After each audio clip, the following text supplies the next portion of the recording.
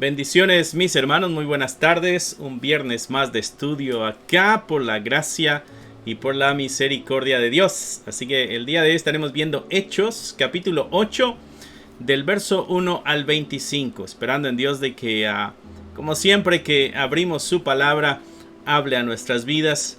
Nuestro deseo es de que el día de hoy también hable a nuestras vidas. A todos aquellos que nos están viendo a través de esta pantalla, que Dios les bendiga, mis hermanos. Y es un gusto saber de que estamos todos siendo edificados a través de estas plataformas. En cierto sentido fuimos obligados en el tiempo de la pandemia a abrir este canal y ahora ha sido de mucha bendición. Hemos logrado alcanzar personas que antes no hubiéramos podido alcanzar por la distancia, por el tiempo, lo que sea. Gracias a Dios esto ha sido de bendición para muchos y ha sido de mucha bendición para nosotros también.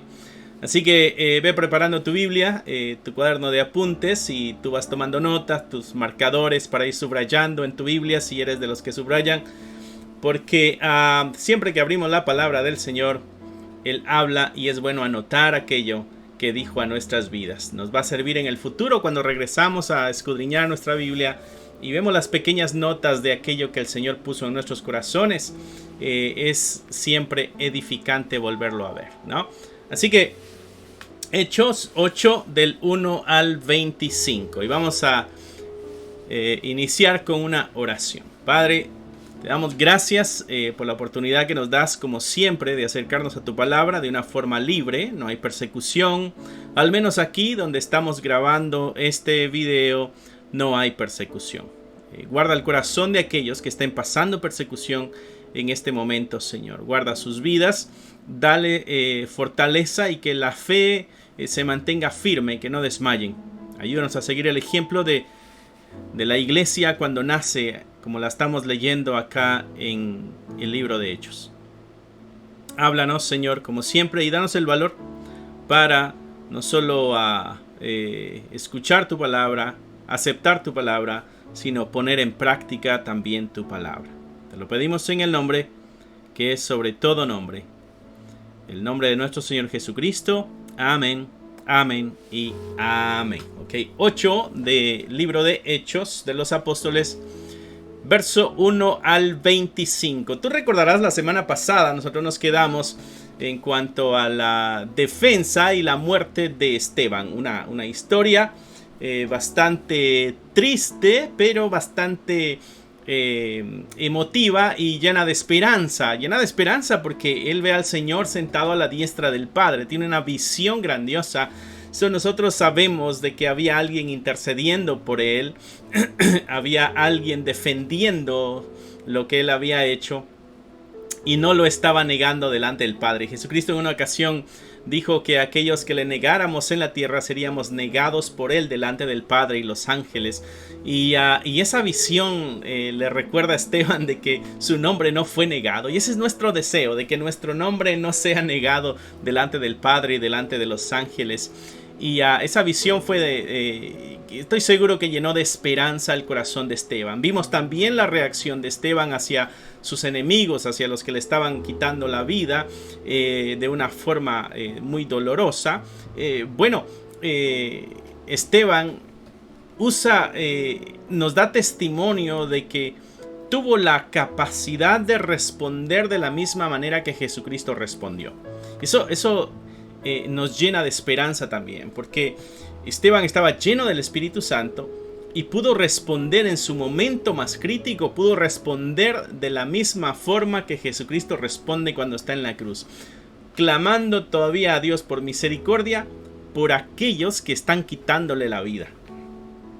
Jesucristo dijo que teníamos que amar a nuestros enemigos.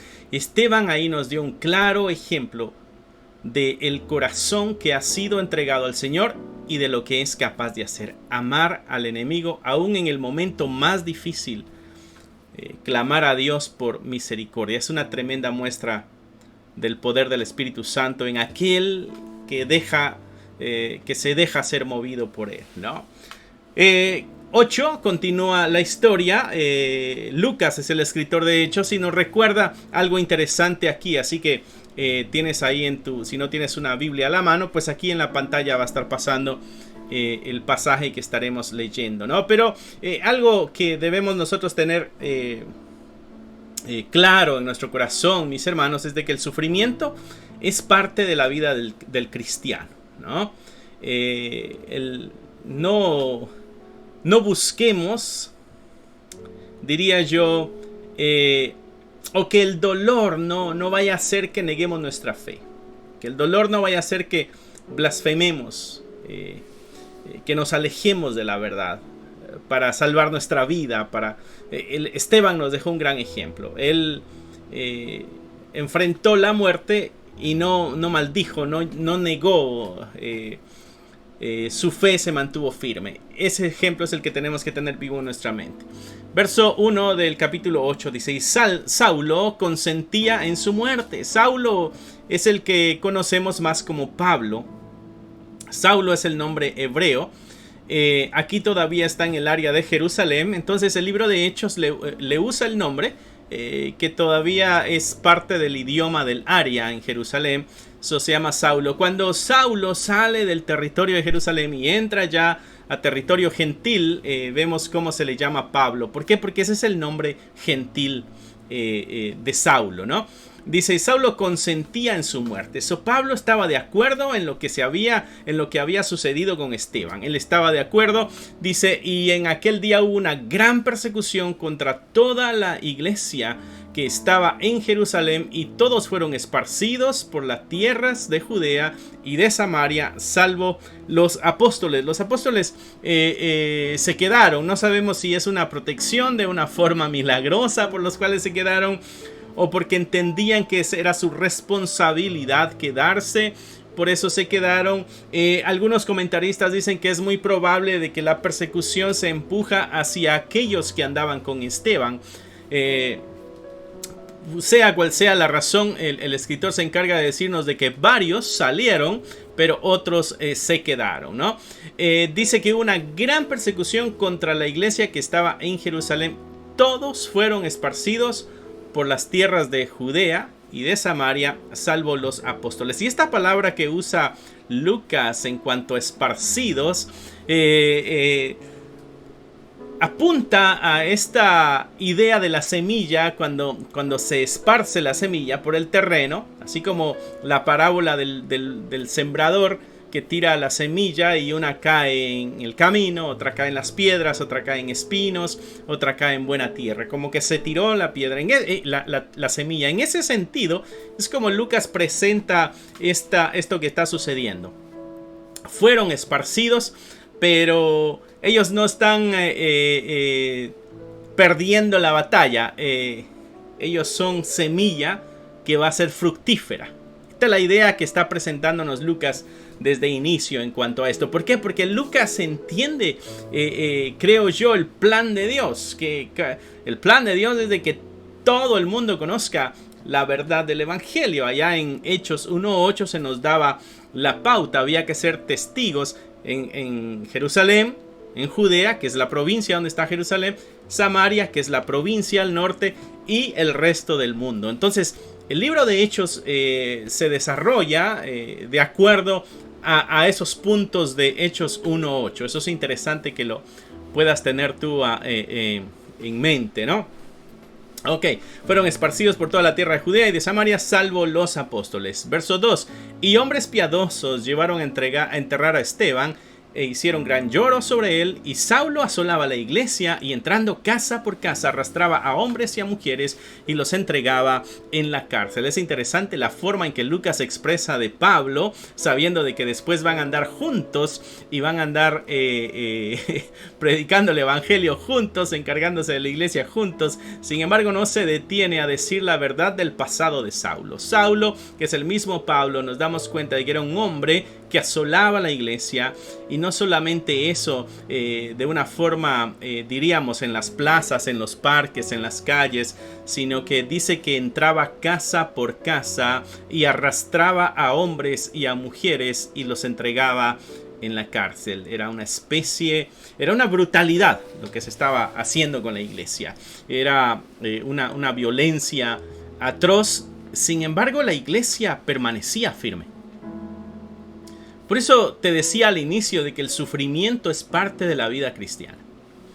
Y a veces me pregunto qué pasaría con la iglesia, más con la iglesia aquí de Occidente, porque estamos en países donde no hay persecución como la que vemos en Hechos, estamos en países donde hay libertad de expresión hasta cierto punto, libertad de religión hasta cierto punto, pero no están tocando a nuestras puertas para quitarnos la vida.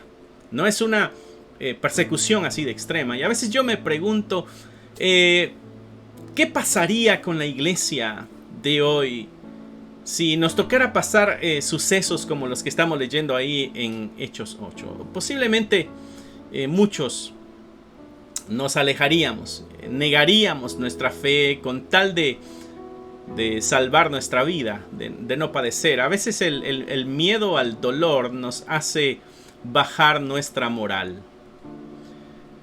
Buscamos salvar nuestra vida, buscamos nuestra comodidad, y es que es muy común que nosotros, o la mayoría, diría yo, de la iglesia, no toda la iglesia, pero en su mayoría, al menos lo que yo conozco en el área donde estoy en Occidente, y a veces se nos hace difícil incluso detener la diversión por llegar a adorar a Dios, hacer arreglos en nuestro tiempo para invertir nuestra vida en el estudio de la palabra de Dios. Entonces pienso que una persecución de esta magnitud acabaría con la fe de muchos. Pero algo que he estudiado en la historia de la iglesia es de que cada vez que ha habido persecución, la iglesia verdadera permanece. La iglesia verdadera es fiel y firme. La persecución es una especie de filtro por donde viene el montón de cristianos, pero este filtro que se llama persecución pasan solamente los fieles y los verdaderos. Los falsos se quedan salvando su vida, rescatando su vida. Y eso lo vemos a través de la historia de la iglesia. Si tú quieres saber un poquito más acerca de la historia de la iglesia, en este canal tenemos una serie de videos, así se llama, Historia de la Iglesia. Te lo recomiendo que los veas. No sé cuántos videos son, pero tratamos de cubrir cierta cantidad de la historia de la iglesia, tocando puntos muy importantes. Es necesario conocer nuestra historia para que no cometamos los mismos errores otra vez. La iglesia está en persecución. El episodio que Lucas nos cuenta aquí es porque nos está introduciendo también a Saulo.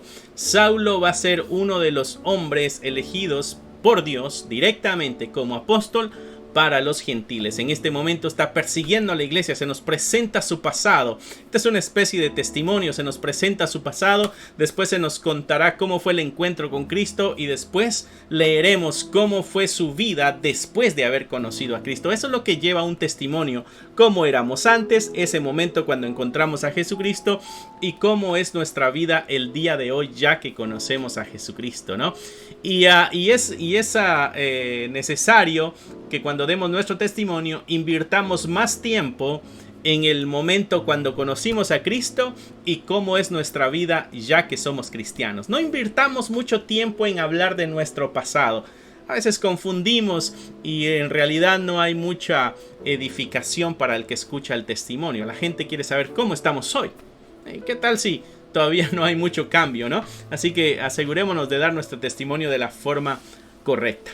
Saulo entraba de casa por casa y arrastraba, y no le importaba si eran hombres, si eran mujeres, a todos los entregaba a la cárcel. Me imagino aquella generación de niños que vio a sus padres ser arrastrados por Saulo, ese sentimiento que pudieron haber generado en contra de él. Lo vamos a ver en el futuro, que muchos tenían miedo de él, ya que se convierte al cristianismo, y con razón.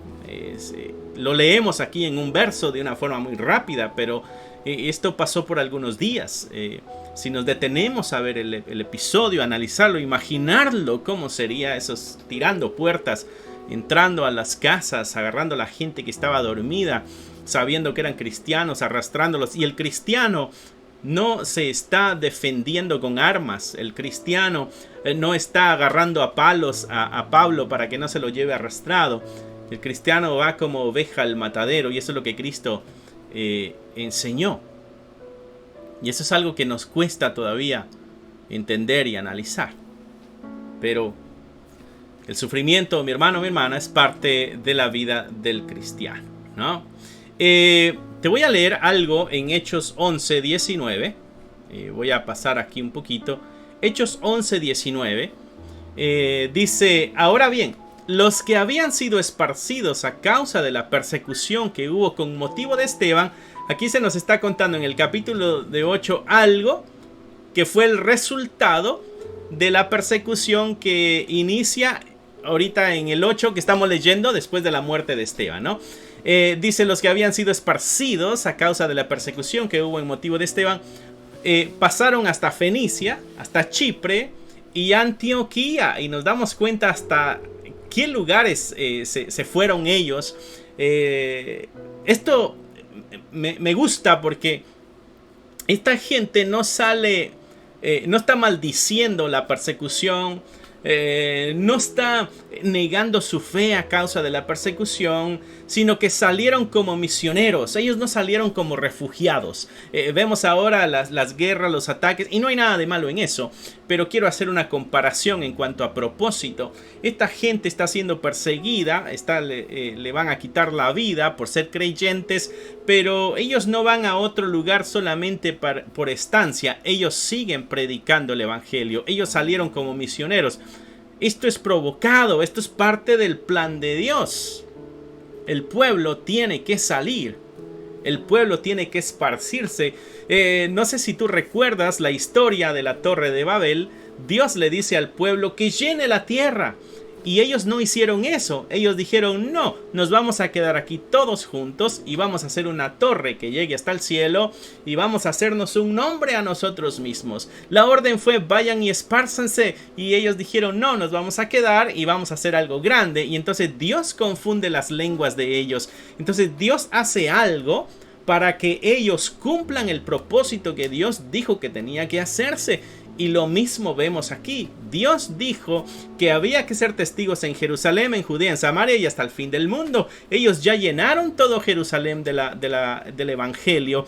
Al menos ese fue el reporte que dieron los fariseos en los capítulos anteriores, cuando dice: ustedes han llenado de esta doctrina ya todo Jerusalén. Quiere decir de que ya se había cumplido la parte de ese plan en ese territorio. Ahora hay que esparcirse, y la forma que vemos en que sucede esto es la muerte de Esteban, una persecución contra toda la iglesia, y entonces todos salen, pero salen predicando el evangelio. Salieron como misioneros, no salieron como refugiados. No niegan su fe ni van renegando de la situación que les ha tocado vivir. Eso es tremendo, mis hermanos, ¿no?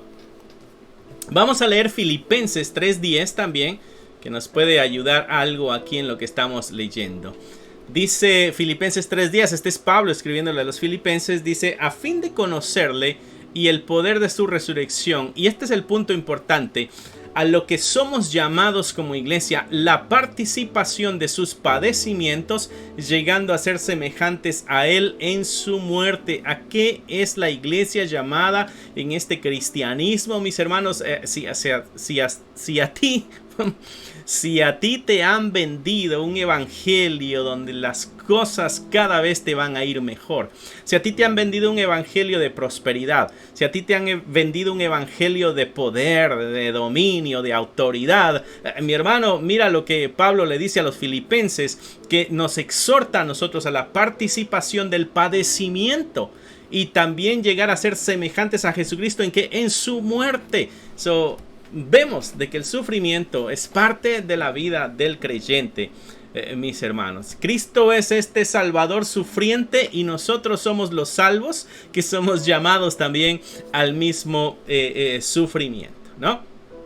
Y no estamos solos, porque Dios también, así como Filipenses 3:10 nos exhorta a nosotros a participar de los padecimientos y del sufrimiento que Él tuvo, incluso llegar hasta la muerte, bueno, también Él experimenta o pasa o acompaña en nuestro sufrimiento. Mira lo que dice Hechos 9:4.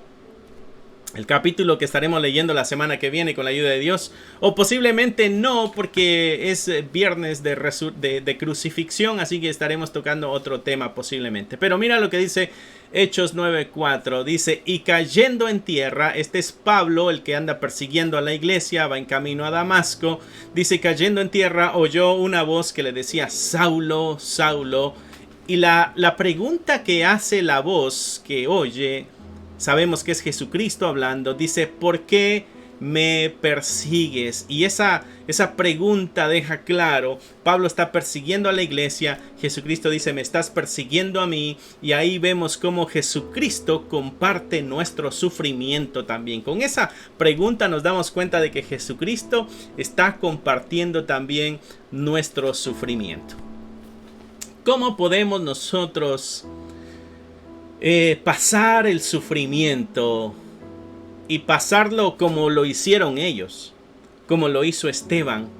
Bueno, la clave de Esteban era de que estaba lleno del Espíritu Santo y estaba lleno de fe. ¿Recuerdas las características que Lucas da de Esteban en el momento de que es elegido como uno de los diáconos y en el momento que él está hablando y lo están interrogando los fariseos y aquellos que tenían la autoridad religiosa de aquel entonces? Bueno, el escritor, que es Lucas, se encargó de afirmarnos de que Esteban era un hombre que estaba lleno del Espíritu Santo y era un hombre que estaba lleno de sabiduría y era un hombre que estaba lleno de fe, ¿no? Así que la pregunta es, ¿cómo podemos nosotros responder a la crisis de la misma forma que Cristo y Esteban lo hicieron? Bueno, usando las mismas características. Tenemos que llenarnos del Espíritu Santo de Dios. Tenemos que llenarnos de fe y tenemos que llenarnos de sabiduría. Debemos entregarnos en totalidad a nuestro Señor. No hay espacio, mis hermanos, para el miedo. Jesucristo muchas veces repitió esta frase a sus discípulos y a los apóstoles: no teman, no teman, no teman. Y esas mismas palabras nos las dice a nosotros. El temor es uno de los grandes enemigos de nuestra fe. Mira lo que dice Apocalipsis 21:8. Pero los cobardes e incrédulos, los abominables y homicidas, los fornicarios y hechiceros, los idólatras y todos los mentirosos tendrán su parte en el lago que arde con fuego y azufre, que es la muerte segunda. Y lo primero en la lista es los cobardes. Mi hermano, el cristianismo nos llama a una entrega total y a una entrega con valor. Vimos el ejemplo de Esteban y vimos el ejemplo del resto de los apóstoles y estamos viendo el ejemplo del resto de los creyentes de aquel entonces. Así que tenemos nosotros que responder de la misma manera que ellos respondieron. ¿Por qué? Porque tenemos la palabra de Dios y tenemos al Espíritu de Dios. Y Santiago dijo que si necesitábamos sabiduría la pidiéramos a Dios porque Él es el que la da. Entonces no tenemos excusa, mis hermanos. Necesitamos nosotros dar testimonio así como estos hermanos dieron testimonio en la antigüedad. Nos toca a nosotros continuar el programa diseñado en el cielo. Y no tenemos que ser los débiles, los cobardes, los miedosos en este camino. Tenemos que fortalecernos y llenarnos de valor. Recuerda, la escritura nos dice que el cielo se hace violento y solo los violentos lo arrebatan, ¿no? O sea que no es cosa no para todos es la fe, dice Santiago también. Así que asegurémonos, como Pablo le exigía a los corintios, asegurémonos de que estamos en la fe. Ok, continuamos con Hechos 8. Dice verso 4 en adelante. Pero los que fueron esparcidos iban por todas partes anunciando el evangelio. Te decía, ellos no salieron como refugiados, ellos salieron como misioneros, ¿no? Entonces Felipe era otro de los diáconos que se escogieron, compañero de Esteban también. Dice, pero Felipe, descendiendo a la ciudad de Samaria, les predicaba a Cristo. Y la gente unánime escuchaba atentamente las cosas que decía Felipe, oyendo y viendo las señales que hacía. Porque de muchos que tenían espíritus inmundos salían estos dando grandes voces, y muchos paralíticos y cojos eran sanados, así que había gran gozo en aquella ciudad. Interesante, vemos ahora a este personaje, Felipe, que anda predicando el evangelio, llega a la ciudad de Samaria. ¿Recuerdas el esquema de Hechos 1:8? Jerusalén, Judea, pasar a Samaria. Bueno, ahora pasamos a esta área de Samaria. Aquí empezamos ya en la tercera parte de la expansión del reino que nos muestra el libro de Hechos. Iban predicando el evangelio por todas partes, por donde iban pasando, y se detiene el escritor a hablar de Felipe. Llega a una ciudad de Samaria y le predica, y está predicando a Cristo. La gente, dice, unánime, escuchaba atentamente las cosas que decía Felipe, oyendo y viendo las señales que hacía. Él no solamente está predicando el evangelio, también Dios está haciendo milagros a través de él. También Dios está sanando enfermos. Dice el verso 7, muchos que tenían espíritus inmundos salían, estos dando grandes voces, y muchos paralíticos y cojos eran sanados. Así que había gran gozo en aquella ciudad. La pregunta que a mí me sale aquí es gozo en la ciudad. ¿Será un gozo porque ellos escucharon la palabra de Dios? ¿O es un gozo porque están recibiendo milagros? ¿Es un gozo porque están viendo cosas sobrenaturales o porque sus dolores están terminando, ¿no? Vale la pena cuestionarnos el gozo que nosotros tenemos al ser cristianos. ¿De dónde viene el gozo? ¿Porque somos salvos? ¿De dónde viene el gozo? ¿Porque hemos sido sanados? ¿De dónde viene el gozo? ¿Porque ahora tenemos una familia? Es tiempo de analizar también nuestro gozo. Dice, había gran gozo en aquella ciudad, ¿no? Un episodio muy interesante. Vamos a continuar leyendo. Verso 9. Y aquí se nos introduce a un hombre que se llama Simón. Simón hace algo bien interesante que vale la pena detenernos a analizar. Dice, había un hombre llamado... Bueno, antes, déjate, te digo algo antes. Dice el verso 4 que Felipe descendió a la ciudad de Samaria. ¿Recuerdas tú que los samaritanos y los judíos tenían un odio entre ellos? Había un odio, un enojo de hacía muchos años, generaciones y generaciones atrás. Jesucristo, cuando pasa en una ocasión, va a pasar por Samaria y no lo dejan cruzar porque saben que es judío. En otra ocasión, ahí mismo en Samaria, llega al pozo donde se encuentra una mujer, la mujer samaritana, como la conocemos allá en el Evangelio de Juan, capítulo 4. Esta mujer samaritana le dice, ¿por qué me pides agua si tú eres judío y yo soy samaritana y tú sabes de que entre nosotros hay problemas? No solo eso, también tenemos diferentes lugares de adoración, y ahí es donde ella le hace la pregunta de la adoración a Dios y Jesucristo le responde. A lo que voy es de que hay un odio racial vivo con estos personajes, judíos y samaritanos. Los samaritanos se habían mezclado con otros tipos con gentiles, y por ahí viene parte del gran odio. Hicieron también un templo para que la gente no vaya a Jerusalén a adorar a Dios, y asunto de logística. Entonces el rey en Samaria decide hacer un templo también allá en el monte Gerizim, ¿no? Juan Hircano, que era el gobernante de Judea, estamos hablando de 2 siglos antes de Jesucristo, él destruye el templo que hicieron los samaritanos ahí en Gerizim.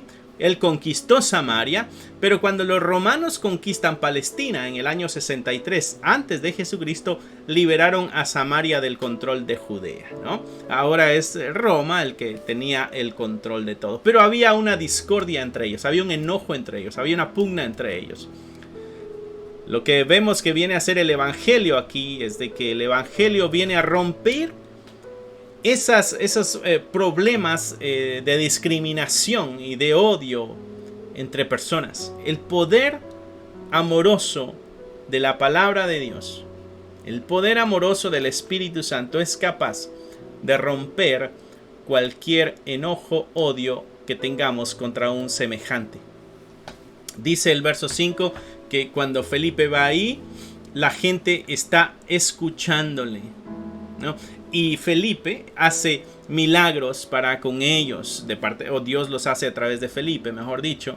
Y toda la ciudad está muy alegre, gozosa. ¿Okay? El Evangelio es el que viene a hacer eso. El Evangelio viene a crear armonía también. Aunque Jesucristo en una ocasión dijo: yo vine a echar fuego y quiero que arda ya. Yo lo que traje es una espada. Hablando de aquellos, aún en nuestras familias que no quieran escuchar el Evangelio de Dios, se podrían convertir o se han convertido en nuestros enemigos. Sin embargo, a los que donde había odio y había pugna, pero este Evangelio ha tocado sus corazones, viene a crear armonía y viene a crear amor, ¿no? Verso 9, ahora sí pasamos al verso 9. Entonces dice que había un hombre llamado Simón que antes ejercía la magia en aquella ciudad. Era un mago, era un brujo de la ciudad de Samaria. Y había engañado a la gente de Samaria haciéndose pasar por alguien grande. Y es interesante lo que el escritor dice: había engañado a la gente. Mi hermano, mucha de esa gente son puros engañadores. Así que no te dejes engañar de aquellos que hacen maravillas, cosas que parecen sobrenaturales, ¿no? Incluyendo al que traiga un título cristiano. Ten cuidado y no te dejes engañar. Dice que había engañado a la gente de Samaria haciéndose pasar por algún grande. Él decía: yo soy grande, yo soy poderoso, yo tengo capacidades únicas, tengo un don muy especial. Y mucha gente que le gusta eso, pues corría a verlo, a ver qué pasaba, a ver qué hacía, a ver si qué magia presentaba, ¿no? Qué show traía. A veces nos comen los oídos y los ojos para ir a ver ese tipo de cosas, y a veces podemos ser engañados si no estamos firmes y no tenemos integridad en nuestro conocimiento. Verso 10. A este oían atentamente todos, desde el más pequeño hasta el más grande. ¿Y qué era lo que se decían entre ellos? Este es el gran poder de Dios. No. Había engañado generaciones. Sí, porque está desde el más pequeño hasta el más viejo. Ahí estaba el bisnieto y el bisabuelo, todos en el mismo engaño. Papá, hijo, nieto, bisnieto, dormidos, encandilados, decimos nosotros una palabra allá en Guatemala. Encandilados, como cuando la luz te pega mucho y no puedes ver muy bien después. Estaban así de engañados. Y lo que ellos veían en él era el poder de Dios. Mi hermano, tú y yo tenemos que ser capaces de discernir cuando algo viene de Dios y cuando algo no viene de Dios. Debemos ser capaces, debemos ser sabios, debemos pedirle a Dios sabiduría. Señor, esto... Yo sé que este personaje tiene quizá un título un sign que dice cristiano. Este lugar dice que es iglesia. Pero ayúdame, dame sabiduría para poder saber si esto es de Dios, si esto es tuyo o no es tuyo, Señor. Porque podemos estar engañados. Estos todos decían: este es el poder de Dios, el gran poder de Dios. Hacían a Dios responsable de lo que este hombre podía hacer con su magia. Verso 11. Le estaban atentos porque con sus artes mágicas les había engañado mucho tiempo. Pero cuando creyeron a Felipe, que anunciaba el evangelio del reino de Dios y el nombre de Jesucristo, se bautizaban hombres y mujeres. Ahora ellos escucharon esto. Escucharon la verdad de Dios. Creyeron en Cristo. Hicieron un cambio. Ya esas cosas ya no satisfacían su corazón. Ya esas cosas veían que no era el poder de Dios. Se habían dado cuenta que habían sido engañados, porque el evangelio es la verdad que viene a quitarnos las ataduras de la mentira y del engaño. Pero tenemos nosotros que estar abiertos a toda la verdad de Dios. A toda la verdad de Dios. Ya ves lo que leíamos ahorita en Corintios. En Apocalipsis, perdón, te lo voy a leer en Apocalipsis. Fue uno de los últimos pasajes que leíamos. los cobardes que no entrarán al reino de los cielos, pero también dice los incrédulos. Aquel que escucha el mensaje el domingo pero no lo cree. Aquel que escucha el estudio bíblico el miércoles y el viernes pero dice, no lo creo. Y a veces nos convertimos en esos incrédulos. Nos gusta estar engañados y a veces nos autoengañamos. Bueno, dice el verso 11, le estaban atentos porque con sus artes mágicas les había engañado mucho tiempo. Pero cuando creyeron a Felipe, que anunciaba el evangelio, ellos creyeron en el evangelio que fue anunciado. Anunciaba que el reino de Dios y el nombre de Jesucristo. ¿Y qué era lo que hacían los demás? Se bautizaban hombres y mujeres. Creyeron en el evangelio, fueron sus corazones tocados de tal manera que dejaron de ver la hechicería, su corazón ya no se llenaba con eso, ya habían encontrado lo que sus corazones realmente buscaban, que era la cercanía de Dios. A veces nuestro corazón busca llenarse de otras cosas. A veces encontramos alivio en el alcohol. A veces encontramos el alivio en drogas. A veces no es ese nuestro pecado. A veces nuestro pecado es o encontrar satisfacción y alivio en el mucho trabajo, en el tener posesiones, en el tener las cosas de marca renombrada, y eso nuestro corazón le haya satisfacción. A veces encontramos nuestra satisfacción en el sexo opuesto, en mujeres o en hombres. Depende que seas tú, si eres hombre o eres mujer. Y entonces a veces nosotros somos capaces de bajar nuestra moralidad para satisfacer nuestras necesidades. Este verso 12 me llama la atención por eso, porque el poder del mensaje y del amor que va a través del evangelio fue capaz de satisfacer los corazones vacíos que buscaban una satisfacción, una tranquilidad, una paz, un beneficio en las magias de este Simón. Mi hermano, Dios es capaz de satisfacer tu corazón, sea cual sea tu necesidad. Pero necesitas tú rendirte en totalidad a Dios. Déjame decirte esto con mucho cuidado. Si tú eres parte de una congregación, tú vas a una iglesia, pero todavía tu corazón no está satisfecho, mi hermano, mi hermana, posiblemente no has permitido que el Dios Todopoderoso llene tu corazón. No, y eso no es culpa del lugar a donde asistes, eso, al menos de que haya falsa doctrina. Eso no es culpa de la gente que está ahí adentro. Eso es solamente responsabilidad tuya. Tú eres la única persona responsable y con autoridad de rendirse en totalidad a Dios.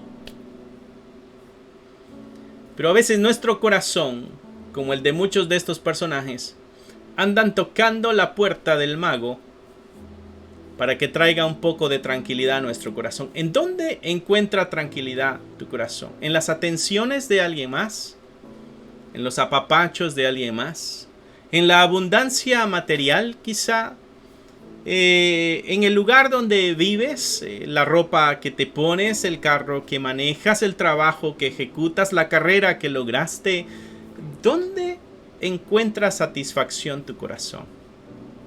Si tu corazón encuentra satisfacción en esas cosas, tarde o temprano volverá a tener necesidad ese corazón.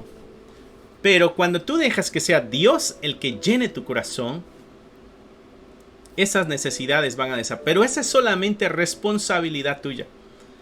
Recuerda aquel episodio de Jesucristo con la mujer samaritana que le dice: si tú supieras quién soy yo, tú me pedirías a mí que yo te diera agua. Y yo te daría agua de vida, que sobreabundaría, brotaría de tu corazón. O sea, estaría tu corazón lleno y tendría todavía lo suficiente para bendecir a otros. Los corazones de esta multitud en Samaria, corazones vacíos, buscando, tocando las puertas de la magia, tocando las puertas del alcohol, tocando las puertas de un prostíbulo, tocando las puertas de la mujer o el hombre prohibido, tocando a las puertas del dinero, del trabajo, del éxito, como lo ve este mundo, tratando de tranquilizar y satisfacer el corazón. Mi hermano, eso nunca va a suceder. El único que puede satisfacer tu corazón es Dios. Es nuestro Salvador Jesucristo, a través de su Espíritu Santo llenando nuestras vidas. Si no se te queda mucho o no retienes mucho de lo que el día de hoy hablemos, retén eso. Ya no busques por otro lado. Entrégate al Señor. Haz una entrega honesta y verdadera. Una entrega legítima. Ríndete delante del Señor. Dice el verso 12, pero cuando creyeron a Felipe, que anunciaba el evangelio del reino de Dios y del nombre de Jesucristo, se bautizaban hombres y mujeres. Verso 13, también creyó Simón mismo, el mago, también creyó. Diríamos, gloria a Dios. Se convirtió al brujo del pueblo. Fue transformado. Dice, y habiéndose bautizado, wow, también dio este paso público del bautismo. El bautismo es este anuncio público de que eres cristiano. Decía este Spurgeon, él decía, el cristiano que no se quiere bautizar no es cristiano, porque no está dispuesto a hacer público su amor y su entrega por Cristo. Palabras muy acertadas. Creyó Simón mismo, y habiéndose bautizado estaba siempre con Felipe, y viendo las señales y grandes milagros que se hacían, estaba atónito. Él vio las cosas y dijo, wow, eso yo nunca lo había visto. Quedó asombrado, dice que quedó atónito al ver las señales y los milagros. Mira hacia dónde el escritor está apuntando la mirada de este personaje. No fue lo mismo que pasó con el resto del pueblo, porque el resto del pueblo dice que creyó a Felipe, y lo que creyó fue el mensaje del reino de Dios y de Jesucristo. ¿Y qué hicieron ellos? Se bautizaron. Ellos escucharon un mensaje. Quiero que veas esto. Ellos, y lo que Lucas nos está comunicando, ellos escuchan un mensaje y ellos creen el mensaje y actúan en base a ese mensaje. ¿Qué es lo que hace Simón? Ve las maravillas, ve lo externo, se asombra, y eso es lo que le atrae. Es interesante. Este debe ser un análisis, mi hermano, para tu vida y para mi vida. Este debe ser un análisis personal para decir, ¿qué es lo que a mí me atrae a Cristo? Su mensaje, su perdón, y por eso me entrego, porque Él es Dios. ¿O es por aquello que pudiéramos adquirir de Él? ¿Qué es lo que mueve nuestro corazón? El escritor Lucas, bien interesante la forma en que nos describe esto. Creyó Simón mismo, y habiéndose bautizado estaba siempre con Felipe. Y anda cerca de Felipe. Felipe, ¿a dónde vamos a ir a predicar? ¿Cuál es el mensaje que vamos a dar? ¿En qué te puedo ayudar? Yo llevo las bocinas, yo conecto los micrófonos, yo paso el sombrerito para la ofrenda. Qué sé yo empujo a los enfermos para que tú los sanes. Y se veía a este hombre muy entregado, muy metido en la fe del Señor, ¿no? Dice que estaba siempre con Felipe. ¿Y qué decía? Viendo las señales y grandes milagros que hacía y estaba atónito. Verso 14. Cuando los apóstoles que estaban en Jerusalén oyeron que Samaria había recibido la palabra de Dios, enviaron allá a Pedro y a Juan. ¿Recuerdas que ellos se habían quedado en Jerusalén? Dijeron: espera, vamos allá, porque parece que hay una revuelta de parte de Dios con la gente de Samaria. Parece que los samaritanos también se están acercando a Dios. Vamos a averiguar, vamos a ver si esto es verdad. Ellos van a verificar el asunto, ¿no? Dice: porque Samaria había recibido la palabra de Dios. Y entonces allá se fue Pedro y se fue Juan, los cuales, habiendo venido, oraron por ellos para que recibiesen el Espíritu Santo, porque aún no habían descendido sobre ninguno de ellos, sino que solamente habían sido bautizados en el nombre de Jesús. Esto es interesante, mis hermanos, porque esto es parte del desarrollo de la iglesia. Estas son las piedras o las murallas o los troncos en el camino que estorban y que es necesario que sean quitados. ¿Por qué? Porque el evangelio va avanzando. La palabra de Dios va avanzando, esta verdad va avanzando y va creciendo, va haciéndose grande, pero en el camino hay estorbos. ¿Cuál es uno de los estorbos que había aquí? Bueno, el odio que había entre judíos y entre samaritanos. Había un odio y ese era un estorbo grande para poder ministrar a los samaritanos con amor y con justicia. Entonces, cuando ellos dicen: los samaritanos escucharon el mensaje, vamos a ver si es verdad. Vamos, recuerda que los apóstoles judíos todavía traen este celo contra ciertas personas. Te acordarás que Juan fue uno de los que dijo: hey, pedimos para que descienda fuego del cielo para matar a estos. Todavía hay cierto recelo que necesita ser roto por el poder de Dios. Entonces, ¿qué es lo que nos presenta esta historia? Dios no ha hecho manifestaciones para con los samaritanos en este episodio. Dice aquí el verso 16, dice que ellos no habían recibido. Estoy tratando de ponerle el marcador, pero no me deja usarlo. Esperemos no se nos quite. Dice: porque aún no había descendido sobre ninguno de ellos, sino que solamente había sido bautizado en el nombre de Jesús. ¿Qué es lo que había pasado en Hechos capítulo 2 cuando el Espíritu Santo baja? Bueno, la gente se llenó del Espíritu Santo y comenzó a hablar en otras lenguas, dice la Escritura. Y esa es una de las evidencias externas que ellos tenían como manifestación o como muestra de que el Espíritu Santo realmente había llenado a estos. ¿Ok? Ahora, el asunto es de que ellos son estos son samaritanos, los que están escuchando el mensaje. ¿Será posible que los gentiles, Dios les dé lo mismo que nos dio a nosotros? Esto sigue apareciendo, mejor ni lo hubiera movido. ¿Será posible que Dios acepte a estos gentiles y dé el poder a estos gentiles así como nos lo dio a nosotros? Es posiblemente la pregunta que tienen ellos. Mejor ni hubiera tocado aquí para tratar de... porque me está apareciendo esa notita ahí, ¿no? Y entonces lo que Dios viene a hacer es de que espera que los judíos apóstoles lleguen a Samaria para que el Espíritu Santo baje sobre estos gentiles y entonces los apóstoles den fe de que realmente Dios está llamando también a los gentiles. Aquí está rompiendo Dios la barrera que hay entre gentil y entre judío. Dios está rompiendo esa barrera que hay. Y lo está haciendo de esta manera. Dice ahí que hubieron problemas. Vamos a ver si vuelve a... sí los volvió a agarrar. Qué bueno que no se nos fue la señal de la internet. Espero me haya podido explicar. No es de que ellos no hayan sido cristianos. Es de que se necesitaba la manifestación externa para que los judíos vieran de que era verdad que Dios también estaba llamando a gentiles. Recuerda que ellos estaban solamente con los judíos.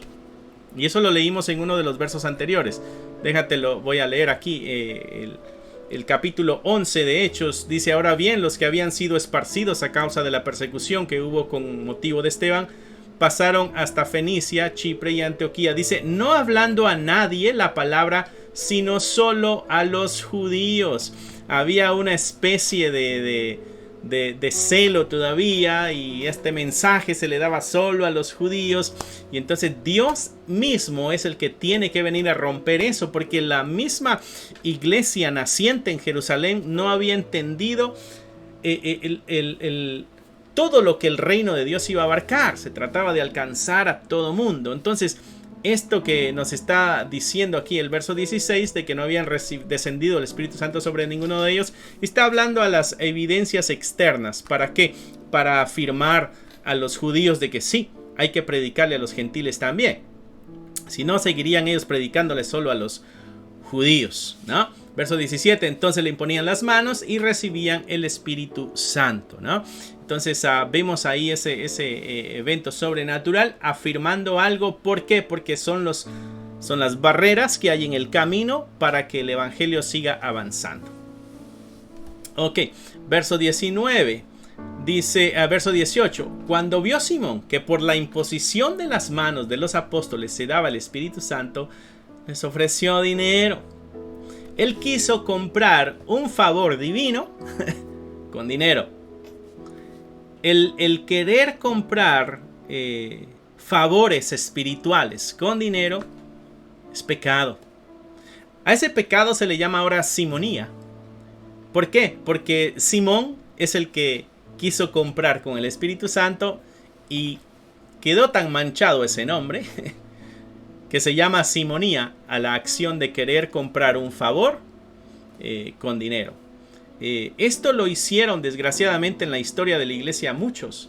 Pagaban dinero para que los pusieran de pastores o de arzobispos en las iglesias, porque podían ahí tener bastantes beneficios económicos y favores políticos también al estar en una posición alta. Entonces muchos compraban la posición en la historia de la iglesia. Muchos compraban la posición como arzobispos o qué sé yo, encargados de alguna localidad, cometiendo este pecado que se nos está anunciando aquí, ¿no? Entonces ofrece dinero, verso 19, diciendo, dame también a mí este poder para que cualquiera a quien yo impusiere la mano reciba el Espíritu Santo. Entonces Pedro le dijo, tu dinero perezca contigo, porque has pensado que el don de Dios se obtiene con dinero. No tienes tú, y esta es una sentencia clara y una advertencia también para nosotros. No tienes tu parte ni suerte en este asunto, porque tu corazón no es recto delante de Dios. Un corazón que no es recto delante de Dios, mi hermano, mi hermana. Pablo dice, un corazón que no es recto delante de Dios no tiene parte ni suerte en este asunto del cristianismo. Vale la pena la pregunta, ¿cómo es tu corazón delante de Dios? ¿Recto? ¿O es un corazón oscuro? Este hombre escuchó el mensaje, dijo, sí, yo quiero de esto, y se bautizó. Y andaba cerquita de Felipe. Hay cosas que a nuestros ojos pudieran parecernos entrega. Hay cosas que a nuestros ojos parecieran verdad, parecieran santidad, parecieran búsqueda. Pero las motivaciones de esos corazones, desgraciadamente, no siempre los conocemos. Lo sabe Dios. Por eso tú y yo debemos estar cuidadosos. Muy cuidadosos, porque estos asuntos son delicados, nos pueden desviar. Sin embargo, Pedro está lleno del Espíritu Santo y él ve de parte del Espíritu Santo algo que no anda bien en este hombre. Quizá nosotros le hubieran dicho, no es así, amigo, no es por dinero. tranquilo, mejor hay que pedirle a Dios, mejor ve en oración, órale al Señor para que te dé el poder, si es su deseo, pero no es así. Eso lo haríamos nosotros. Sin embargo, Pedro dice: tu dinero perezca contigo porque has pensado que el don de Dios se obtiene con dinero. Verso 20. No tienes tu parte ni suerte en este asunto porque tu corazón no es recto delante de Dios. Pero le da una instrucción: arrepiéntete. Quiere decir que este hombre no era salvo. No era salvo. Arrepiéntete pues de esta tu maldad y ruega a Dios si quizá te sea perdonado el pensamiento de tu corazón. Todavía Pedro no da una seguridad. Ruégale a Dios, pero no puedo asegurarte de que perdone el pecado, el pensamiento que hubo en tu corazón. Verso 23. Porque en hiel de amargura y en prisión de maldad veo que estás. Y respondiendo entonces Simón dijo: rogad vosotros por mí al Señor para que nada de esto que habéis dicho venga sobre mí. Y desgraciadamente en ese verso 24 vemos de que este evento, este señalamiento y este diagnóstico que Pedro le hace, no causa ningún efecto en Simón. Él sigue en su terquedad, porque él no pide arrepentimiento. Él no pide: Dios mío, perdóname por lo que hice. Lo que él dice es: rueguen ustedes para que estas cosas malas no me sucedan. Pídele a Dios que me libre del castigo. Él no está buscando tener una relación verdadera con Cristo. Él está buscando librarse de un dolor. Y anteriormente no se acercó por el valor del mensaje. Se acercó por las maravillas que había visto. Pablo dice: estás lleno de amargura. Esa es una especie de veneno dentro del corazón que corrompe a los demás. Por eso Pedro lo expone y le dice: tú, cuidado, hermanos, cuidado con este, porque su corazón está lleno de veneno y esto contamina a todos. No vayan a caer en el mismo pecado de este. Este hombre lo que desea es poder. Este hombre lo que desea es autoridad. ¿Buscas tú, mi hermano, mi hermana, en tu relación con Dios, en tu relación con la iglesia? Lo que tú buscas es poder, autoridad, una posición. ¿Deseas prestigio? Que se hable bien de ti. Digo: wow, el hermano, la hermana, bien entregados al Señor. ¿Qué es lo que busca tu corazón? Porque si no busca lo correcto, podemos caer en el error de Simón. La Biblia no se detiene a sacar a la luz el pecado de sus miembros. La Biblia no se detiene a sacar a la luz el pecado de la iglesia. Porque ese pecado no mancha a Dios. Dios es puro. Pero saca a la luz la debilidad humana y la necesidad de la transformación. Mi hermano, tú y yo necesitamos esa transformación que solamente viene de Dios. Este hombre lo que desea es prestigio, poder, autoridad, y por eso termina condenado. No encontré la historia de este hombre. No me di el tiempo para buscarla. Perdón por eso. Pero leí un pequeño comentario nada más. Y al parecer él continúa con su misma idea y contamina a parte de la iglesia. Interesante que no hubo un cambio en su corazón. Verso 25. Ellos, habiendo testificado y hablado la palabra de Dios, se volvieron a Jerusalén. Los apóstoles, los que habían llegado a verificar. Verificaron: es verdad, Dios está obrando en los gentiles también. Eso en el futuro va a traer problemas. ¿Tienen o no tienen que cumplir la ley de Moisés? Veremos cómo se desenvuelve esta historia. Verso 25. Ellos testificaron y hablaron la palabra de Dios, se volvieron a Jerusalén, y en muchas poblaciones de los samaritanos anunciaban el evangelio. Amén.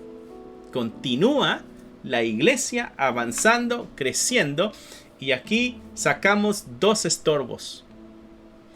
Sacamos el estorbo de la división racial. Dios no hace acepción de personas. Ahora les está quedando un poquito más claro. En el futuro regresarán a estos problemas. pero ahorita les está quedando un poquito más claro de que Dios no hace acepción de personas. Y el otro estorbo o el otro anuncio o aviso que nos da a nosotros como iglesia es de que puede que hayan muchos que tienen una religión falsa como la de Simón. Una religión donde se busca el poder y la autoridad, se busca el prestigio, se busca el beneficio, y en realidad no se está buscando el rendirnos a Dios.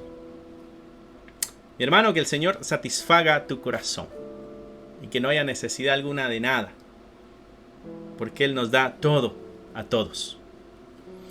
Cierra ahí tus ojos y vamos a despedirnos con una oración. Padre, gracias por el día de hoy. Gracias por la oportunidad que nos das de acercarnos a tu palabra y porque es clara, porque no trae mancha alguna que interfiera, porque habla a nuestra vida, habla a nuestra conciencia, hablas a nuestro ser interior. Señor, llena tú nuestro corazón, porque si tú no eres el todo para nosotros, hemos fallado al primer gran mandamiento: amar a Dios sobre todas las cosas. Perdónanos y ayúdanos a enamorarnos de ti cada día más. Bendice a cada uno de los hermanos que están viendo a través de esta pantalla y sigue poniendo retos a nuestra vida. Te lo pedimos en el nombre de Jesús. Amén, amén y amén. Así es, mi hermano, que Dios te bendiga, que Dios te guarde. Miércoles y viernes a las 7 estamos aquí y los domingos a las 2 de la tarde. No te puedes perder el servicio dominical que tenemos a las 2 de la tarde, nuestro servicio de los domingos. Y miércoles y viernes a las 7 estudios. Este viernes tendremos el estudio, bueno, hoy es viernes, tenemos el estudio de Hechos. Los miércoles tenemos el estudio de Salmos. Así que mi hermano, mi hermana, que Dios te bendiga, que Dios te guarde. Dale un like a este video, compártelo, pásaselo a alguien que tú crees que puede ser de beneficio para esa persona. Y si a ti fue de beneficio, pues compártelo en las redes sociales. Alguien por ahí puede estar esperando este mensaje. Dios te bendiga, que Dios te guarde y que pases una noche bendecida. Bye. Que Dios te bendiga, mi hermano. Gracias por haber escuchado la palabra de Dios. Es un gusto para nosotros saber de que este mensaje está alcanzando muchas vidas. Nuestro deseo es de que tú crezcas al igual que nosotros vamos avanzando en el conocimiento de la palabra de Dios. Si a ti te gustaría ser parte de este ministerio y ayudarnos de una forma económica, aquí abajo hay un link que te dirigirá a la página de PayPal y tú podrás hacer ahí tus donaciones si es que así lo quieres, si es que así el Señor ha puesto en tu corazón. Otra forma en que tú nos puedes ayudar también es a través de tus oraciones. Necesitamos de tus oraciones. Somos la Iglesia de Cristo y la Iglesia de Cristo siempre está bajo ataque. Necesitamos de tus oraciones. Así que gracias una vez más. Es un gusto poder saber de que somos útiles para tu vida espiritual en este caso. Bendiciones y esperamos en Dios vernos pronto. Bye.